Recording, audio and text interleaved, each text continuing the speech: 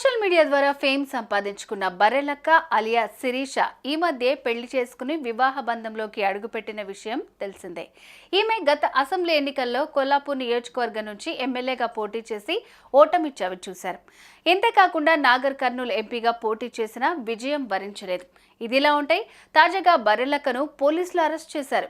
ఈమెతో పాటు ఆమె భర్త వెంకటేష్ సైతం అరెస్ట్ చేశారు. Master minds the pride of India. Inter, MPC, BiPC, MEC, CEC చదివిన విద్యార్థులకు సీఏ మరియు సిఎంఏ ఫౌండేషన్ కొరకు నూతన బ్యాచెస్ ప్రారంభం. ఇంతకు బర్రెలక్కను పోలీసులు ఎందుకు అరెస్ట్ చేశారు, అసలు ఏం జరిగిందనే పూర్తి వివరాలు ఇప్పుడు తెలుసుకుందాం.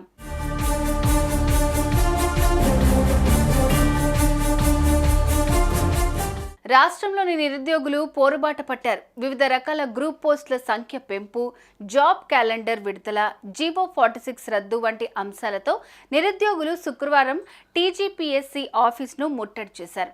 దీంతో అప్రమత్తమైన పోలీసులు ముందస్తుగానే నగరం నలుమూలల నుంచి వచ్చే విద్యార్థి సంఘాల నాయకులను, నిరుద్యోగులను ఎక్కడి వారిని అక్కడే అరెస్ట్ చేశారు.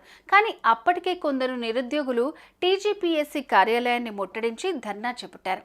అయితే నిరుద్యోగుల తరపున గళం వినిపించడానికి వచ్చిన బర్రెలక్క సైతం టీజీపీఎస్సీ ఆఫీస్ ముందు ఆందోళనకు దిగారు.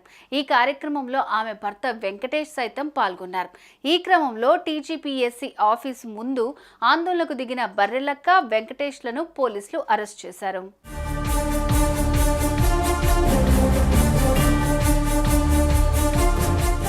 వీరినే కాదు, నగరం నలుమూలల నుంచి టీజీపీఎస్సీ కార్యాలయం వైపు వస్తున్న ఎంతో మంది నిరుద్యోగులను ఎక్కడి వారిని అక్కడే అరెస్ట్ చేశారు. వారి వాహనాలను సైతం అడ్డుకున్నారు.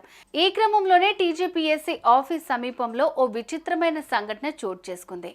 మోహన్ జాహీ మార్కెట్ వద్ద నుంచి రోడ్డుపై నడుచుకుంటూ వెళ్తున్న ఓ దంపతులను సైతం పోలీసులు అరెస్ట్ చేశారు. దీంతో ఆ భార్యాభర్తలు రోడ్డుపై నడుచుకుంటూ వెళ్తే కూడా అరెస్ట్ చేస్తారంటూ పోలీసులపై ఆగ్రహం వ్యక్తం చేశారు.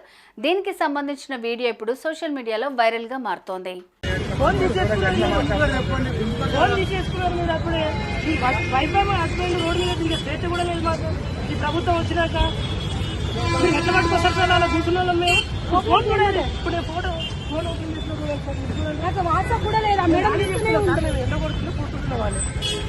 అంటే వైఫ్ అండ్ హస్బెండ్ కూడా చేర్చలేదా ఈ ప్రభుత్వంలో? అంటే రోడ్డు మీద పోవద్దా వైఫ్ అండ్ హస్బెండ్ ఈ ప్రభుత్వంలో?